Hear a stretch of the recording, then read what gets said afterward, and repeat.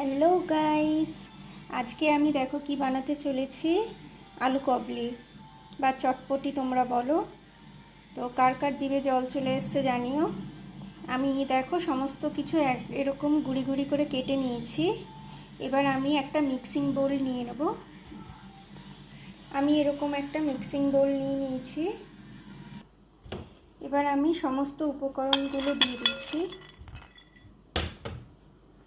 আমি প্রথমে এর মধ্যে 1 চামচ মতো সাদা নুন ইউজ করছি, সল্ট। আমি দেখো তেঁতুলের কাত একটু বানিয়ে রেখেছি, মানে তেঁতুলের রস, এটাকে এবার অ্যাড করব। গোলমরিচের গুঁড়ো অ্যাড করছি, সামান্য বিট নুন অ্যাড করছি।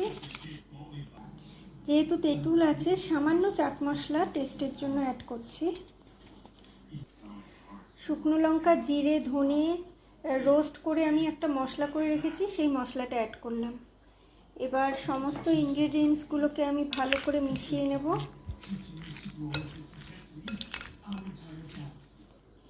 গাইস, আমার আলু কবলিটা রেডি। এটা স্যালাডও বলতে পারো, যে কোনো খাবারের সঙ্গে সাইড ডিশ হিসাবে তোমরা রাখতে পারো। কেমন লাগলো ভিডিওটা অবশ্যই জানিও। বাড়িতে একবার ট্রাই করো, খুবই টেস্টি হয়েছে, ইয়াম্মি হয়েছে।